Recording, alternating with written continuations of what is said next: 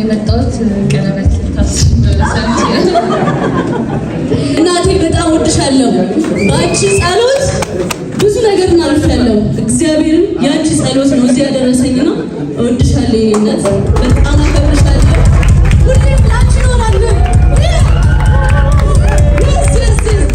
ወደዚህ ስንጠራ የቃል ኪዳን የሥነ ሥርዓት ተብሎ የተጠራ ነው። ቤት ከሚነካው አንድ ነገር ላካፍላችሁ።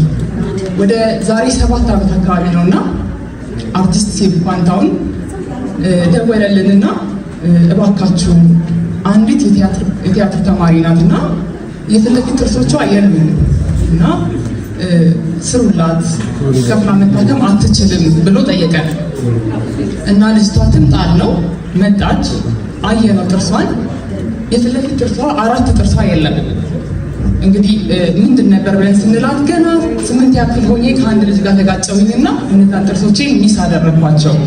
ከዛ ግን እስከ 12 ያክል ድረስ በጥሩ ሁኔታ ነበረ፣ ውስጤ ምንም አይሰማኝም ነበር። አሁን ግን ወደ አዲስ አበባ መጣሁና ዩኒቨርሲቲ ስቀላቀል ትምህርቴን በአግባቡ ማስኬድ አልቻልኩም። በዚህ ላይ የቲያትር ትምህርት ነው የምማረው እና በኮንፊደንስ መተወን አልቻልኩም እና ያው በሰው አርቲስት ሴፍ ፋንታውን አግኝቼው እዚህ እናንተ ጋር ተገናኘን አለችን። እሺ ብለን ጥሩ አድርገን ሰራናት። ጥርሷን በጣም አሳመርንላት። በወቅቱ አመስግናን ሄደች። ከ6 ዓመት በኋላ በ2018 ዘንድሮ ማለት ነው መጣችና ዶክተር ፌበን አስታወሽኝ አለችኝ። ብዙም ትዝ አላለችኝም ብዬ ተቀይራለች በጣም። እኔ እንደዚህ የዛሬ ጊዜ ትዝ አይልሽም እንደዚህ አድርጋችሁኝ። ከዛ በኋላ ትምህርቴን ጨርሼ አሁን በትልቅ ሚዲያ ላይ የመድረክ ስራ ሆስት ሆና እየሰራች ነው። ባይዘዌ አይዶንት ኖ መታ ሊሆን ይችላል እዚህ ጋር ራሷን እንድትገልጽ አልፈልግም፣ ግን ጠርቻታለሁ ጋብዣታለሁ እና በእኔ ላይ ያደረጋችሁት ነገር ያሳረፋችሁት አሻራ እጅግ በጣም ትልቅ ነገር ነው። እንዴት ከዛ በኋላ ትምህርቴን ሰክሰስፉል ሆኜ እንደተወጣሁኝ እንዴት ሙሉ ሰው እንደሆንኩኝ እኔ ነኝ የማውቀው እና ያኔ በወቅቱ ልጅነት ስለነበረ በደንብ ያመሰገንኳችሁ አይመስለኝም። አሁን ግን ዛሬ ነገ እመጣለሁ እያልኩኝ ዛሬ መጣሁ። በዛውም ቼክአፕ ልታይ በዛው መጣሁ አለችንና እያደረግን ያለው ነገር ለካ በጣም ጥሩ ነገር ነው ማለት ነው።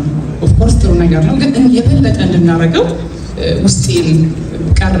በጣም ደስ አለኝ። የምትሰራውን ፕሮግራም ትልቅነቱን አሳየችኝ። ስለዚህ እንደምታውቁት የጥርስ ህመም ከኮንፊደንስን ባሻገር ህመሙ ከባድ ነው፣ በጣም ከባድ ነው። አንዳንዴ የሆነ ሰው አያለቅስ የምትሉት ሰው በጣም በቃ ይሄ ሰው አያለቅስ የምትሉት ሰው ጠዋት ላይ ለሊት ጥርሱን ሲያም አድሮ የኛ ክሊኒክ እስከሚከፈል በቃ እያለቀሰ እናገኘዋለን። በጣም ይገርመናል። ያው መፍትሄ እንሰጠዋለን ገብተን፣ ግን ያ ሰው ከፍሎ መታከም ካልቻለ በጣም ያው ህመሙ ይቀጥላል ማለት ነው እና ከዚህ አንጻር ያንን እናደርጋለን።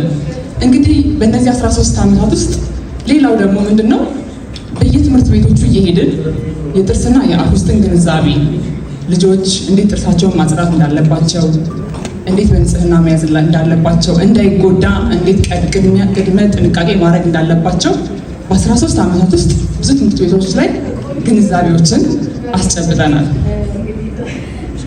እንግዲህ ዶክተር ፌበን ጥርስ ህክምና ያው እንዳያችሁት የምንገኘው እዚህ ቦሌ መድኃኒዓለም ሞል 4ኛ ፎቅ ላይ ነው።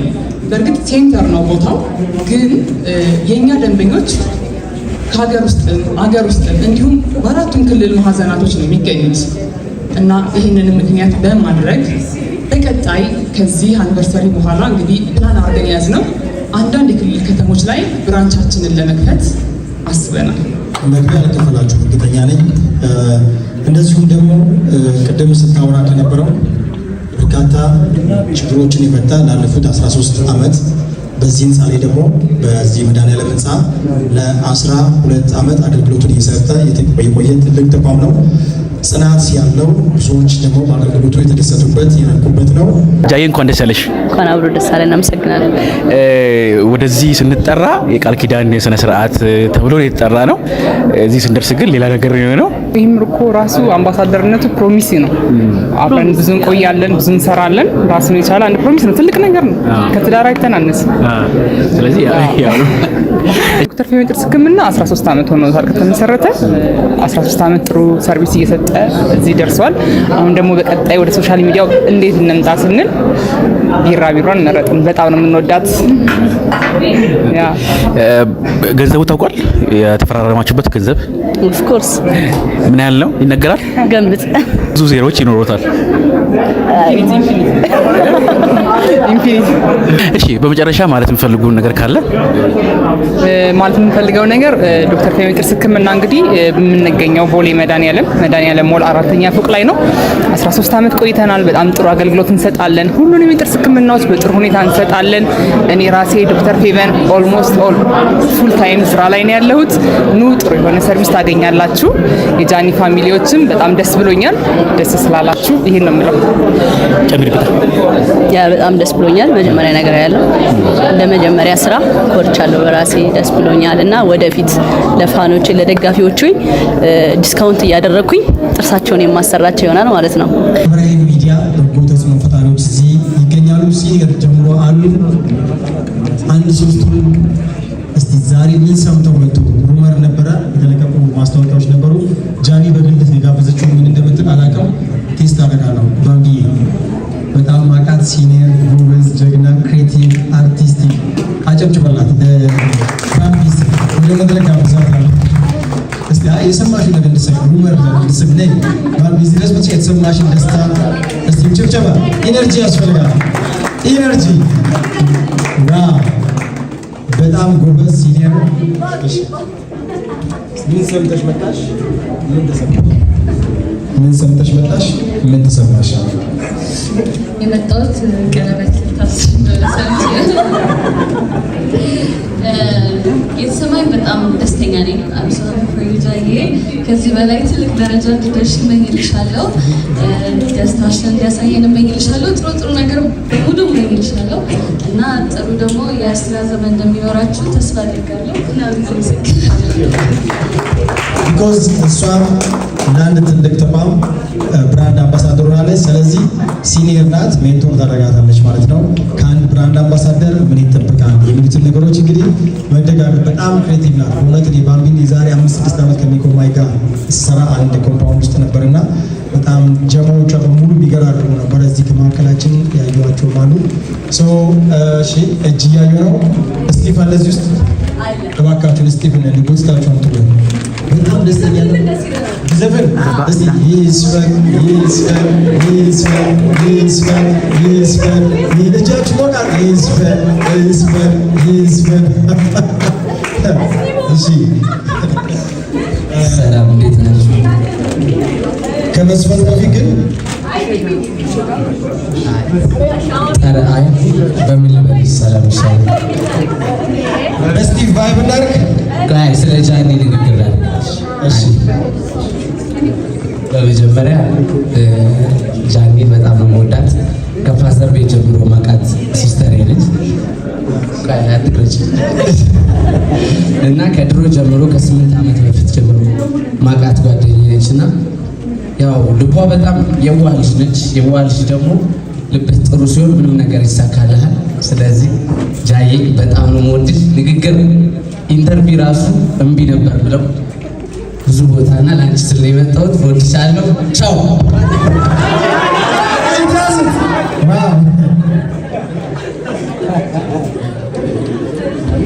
እንኳን ደህና መጣሽ። ራስሽን አስታውቀሽ እባክሽ። እንዴት ናችሁ? የመጣሁት ከአዳማ ነው። የጃኒ ሰርግ መስሎኝ ማለት ነው። እያለቀስኩ ነው ይሄ ማለት ነው። እንኳን አየሁሽ እና ይሄም ያው ሰርግ ነው። ይሄም ያው ለእሷ ሰርግ ነው። ግን ሳልዘጋጅ ልጆቼ ትይዩ ዝም ብዬ ችቀን አተን እየነገርኳት ነበር። እሷ እና ደህና የለ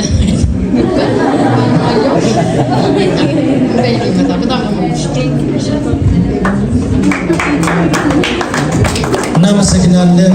ማዕከላችን እንደዚህ አይነት መሰል ኢቨንቶች ሲዘጋጁ አይጠፋም። ቀርጾ ያለምንም ክፍያ ተደራሽ ያደርጋል፣ ያሰራጫል። ሁለት ሰዎችን ጋብዝና መጨረሻ ላይ ቀጥታ ወደ ዕለቱ ፕሮግራም ነው የምንሄደው።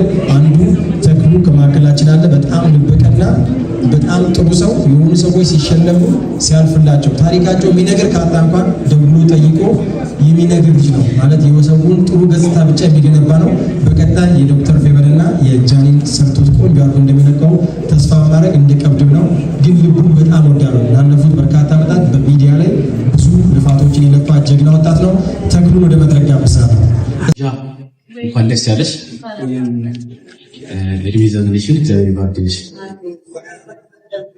አጨብጭቡልን። እንዴት ዋላችሁ? አክብራችሁ ስለመጣችሁ በጣም አመሰግናለሁ። እግዚአብሔር ያክብርልኝ።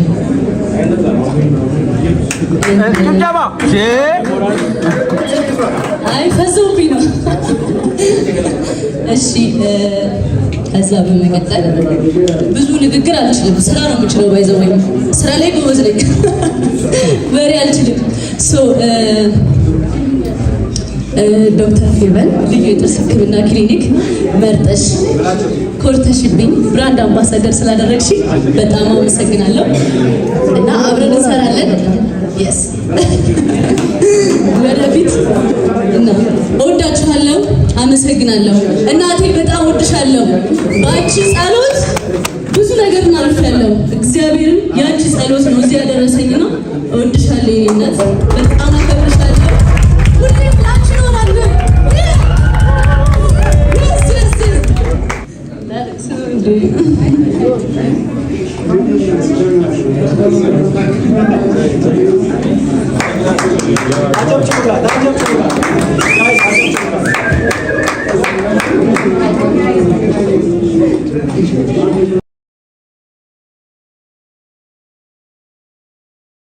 ያው መፍትሄ እንሰጠዋለን ገብተን፣ ግን ያ ሰው ከፍሎ መታከም ካልቻለ በጣም ያው ህመሙ ይቀጥላል ማለት ነው እና ከዚህ አንፃር ያንን እናደርጋለን። እንግዲህ በእነዚህ 13 ዓመታት ውስጥ ሌላው ደግሞ ምንድነው በየትምህርት ቤቶቹ እየሄድን የጥርስና የአፍ ውስጥን ግንዛቤ ልጆች እንዴት ጥርሳቸውን ማጽዳት እንዳለባቸው፣ እንዴት በንጽህና መያዝ እንዳለባቸው፣ እንዳይጎዳ እንዴት ቅድመ ጥንቃቄ ማድረግ እንዳለባቸው በ13 ዓመታት ውስጥ ብዙ ትምህርት ቤቶች ላይ ግንዛቤዎችን አስጨብጠናል። እንግዲህ ዶክተር ፌቨን የጥርስ ሕክምና ያው እንዳያችሁት የምንገኘው እዚህ ቦሌ መድኃኒዓለም ሞል 4ኛ ፎቅ ላይ ነው። በእርግጥ ሴንተር ነው ቦታው፣ ግን የኛ ደንበኞች ከሀገር ውስጥ እንዲሁም በአራቱም ክልል ማዕዘናቶች ነው። ቻሌንጆች እና ጊቫዌዎች እዛም ላይ ስለሚሰጥ ሁላችሁም ያንን ቻናል ፎሎ በማድረግ አብራችሁ ልትሆኑ እንጠይቃለን።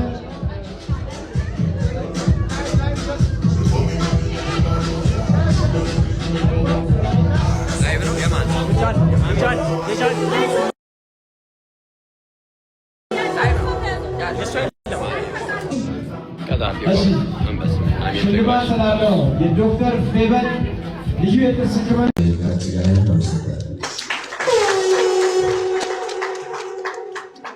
ቴንኪዩ እናመሰግናለን። ሁለት ሰዎች በስተመጨረሻ እባክህን ሳንናገር ብንሄድ ስምህን እናጠፋለን ያሉት ስም በማጥፋት አናውቃቸው።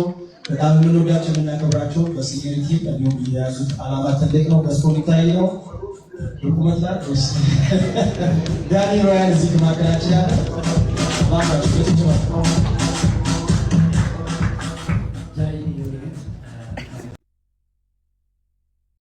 ሌላው ፐርፎርመንስ ያደረግ ወጣ ሞታቸውን እያለች ነው። ያ ሰው ማን ይሆናል እናያለን። በዚህ በ13 ዓመት ቆይታ አንድ ተቋም ሲቀጥል ከደንበኞች ጋር ያለው ተግባቦት፣ ጤናማነት እንዲሁም ደግሞ በአገልግሎቱ ጤናማ ተደራሽነት መሆን አለበት። ምክንያቱም ደንበኞች ተመልሰው እንዲመጡ አገልግሎቱ እንዲቀጥል የሚሰጡት ሰርቪስ ጉልህ ሚና ይጫወታል እና በዚህ ሂደት ውስጥ በርካታ ተቋማት ምናልባትም ብዙ የዚህ አይነት መድረኮች ላይ ሰርቻለሁ ከተለያዩ ኢንተርናሽናል ተቋማት ጋር እባካችሁ ድምፅ ቀንሱልን። ከጀርባ ሌስ እባካችሁ ድምፅ ቀንሱልን። ከአፍሪካ ኢንሹራንስ እንዲሁም ከንግድ ባንክና ከህብረት ባንክና ከሌሎችም ጋር